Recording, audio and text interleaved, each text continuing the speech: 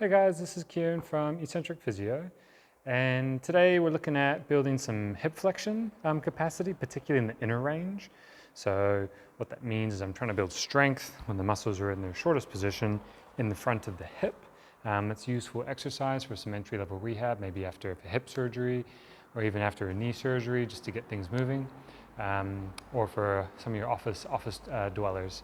So if this sounds like you, then give it a go.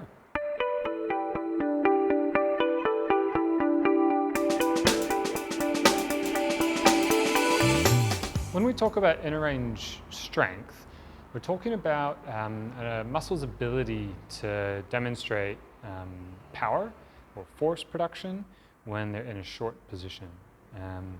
And a muscle is at its weakest at its end ranges, and that's both inner and outer. It's usually strongest in its mid ranges, and that's slightly different for every muscle depending on how many joints it crosses and its fiber orientations. But for something like our hip flexors, they're quite vertical, and they're quite sort of unidimensional in their movements. For example, rec fem, pretty much forward and back. Same with illiacus, and same with psoas. Both those muscles do have a small lever arm for some sideways movement, but what it means is we don't have to think too much about what we're doing in terms of the exercise, which is good. It means less for you guys to think about.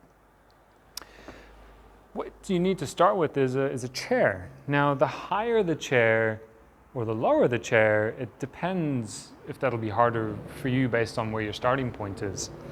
I think for most people, starting at a height where their knee is below their hip is going to be a good place to start, just because some people may not have the inner range ability. And this means at least you'll get something out of it. As you get better at it, then you might find working on the inner range, so finding a higher chair where my knees are level with my hips, or even higher. So for example, I could just flip this box, and now my knees are much more in line with my hips, and it just means there's less capacity for the joint to move, and it also means that I'm going to be working at a disadvantage here just because of the muscle architecture.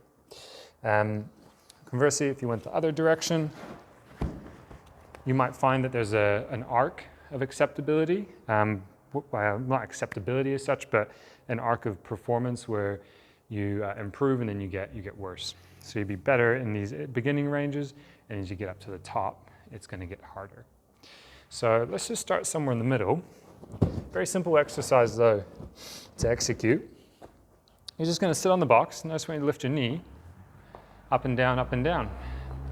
Now, you're going to go for high reps. This is a low load exercise to start with. We should be able to lift the weight of our leg repetitively. It's something that we're going to do during gait, even though that's a reflexive movement during gait so that we don't fall on our face. We know that hip flexion strength can be a predictor for sprint speed as well. So it's really good to just build a general skill development here. So because it's low load and I'm doing lots and lots and lots of reps, I'm getting lots of experience of this thing going up and down, up and down, up and down. And basically the things you do, you start to build better wiring for that. You start to build better efficiency in firing those wires, and this movement becomes more habitual. And you'll also get some hypertrophy if you get fatigued, which is always a bonus. Bigger batteries, bigger work capacity. You could alternate, but choose one, go to your fatigue. And by fatigue, I mean that it gets tough to lift, but you're not failing. You don't have to get into the point where you're like, I cannot lift my leg anymore. You're just going to a point where, yeah, I'm getting tired, a couple reps, oh, yeah, I'm starting to reduce my height. Maybe I'm only getting halfway. That's a good time to stop. As soon as this feels easy, then if you're not able to get into standing versions, just because of maybe balance issues, you can always put a little weight on the knee to create a bit more of a challenge. So you hold the weight and lift up against that weight. But otherwise, I'd be looking into some of the standing versions, even if they're static. I've got these in the videos that you can see, or in some hanging versions, which are a little more advanced. So give this a go. Don't underestimate its potency. Yeah, see if you get some benefit out of it. If you like this video, then please hit like below. Otherwise, to check out more of our content in the future, you can subscribe to our channel by clicking our logo over here. And to check out our latest video, click up here.